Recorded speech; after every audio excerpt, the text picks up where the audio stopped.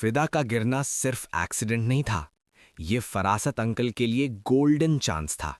सनम रोती रही हॉस्पिटल में और पीछे मोहल्ले में उसका कैरेक्टर डिस्ट्रॉय किया जा रहा था।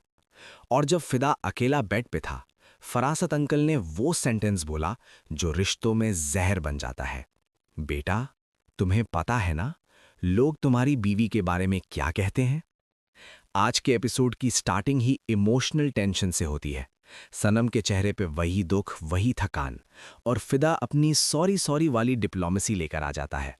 फिदा कहता है, यार मैं गुस्से में था, मैं तुम्हें गलत प्रूव नहीं करना चाहता था। लेकिन सनम का जवाब दिल चीर देता है, जब भी गुस्सा आता है तुम गैरों की साइड लेते हो।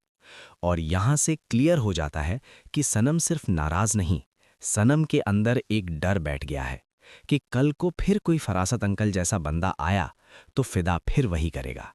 लेकिन फिदा अपना स्वीट प्लान निकालता है। मैंने 1 वीक की छुट्टी अप्लाई की है। सनम थोड़ी सॉफ्ट होती है। दोनों डिसाइड करते हैं आज डिनर बाहर से, यानी मोमेंटरीली सब ठीक। मगर ड्रामा यहां खत्म नहीं होता। जैसे ही फिदा पैकिंग के लिए कबर्ड से बैग उतारता है, स्टूल पर बैलेंस बिगड़ता है और फिदा सीधा नीचे गिरता है। सनम की चीख निकलती है, फिदा! सर दीवार से लगता है, बैग ऊपर से गिरता है और फिदा अनकॉन्शियस।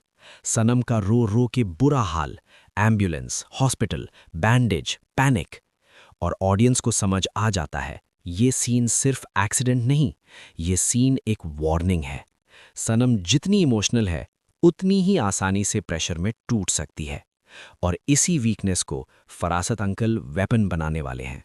फिदा को घर लाया जाता है और यहां फरासत अंकल फरिश्ता बन के एंट्री मारते हैं। बेटा मैं हूं ना, तुम जाओ, तुम्हारा काम जरूरी है। सनम ऑलरेडी गिल्ट में है और जब तैमूर बोलता है तुम्हारे फरासत अंकल इतने बुरे नहीं, बस ये लाइन एपिसोड का सबसे डेंजरस पॉइंट है। क्योंकि सनम की बिगेस्ट वीकनेस यही है, लोग जब उसके दुख को इनवैलिड कर देते हैं। सनम रोती हुई कहती है, मैं तुम्हें इस हालत में छोड़कर नहीं जा सकती।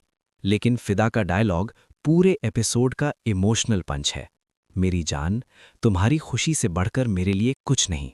सनम का दिल और टूट आता है और मजबूरी में एग्जिबिशन के लिए हाँ कह देती है। और बस यहीं फरासत अंकल का ट्रैप कंप्लीट हो जाता है।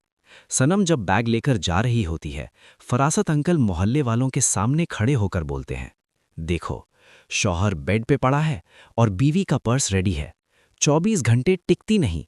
मोहल्ले वाले जज बन जाते हैं, हाजी, बीवी घर में होती तो ये ना होता। सनम को पता भी नहीं उसके पीछे उसकी इमेज डिस्ट्रॉय की जा रही है। और यही वो पॉइंट है जहां एपिसोड डार्क हो जाता है।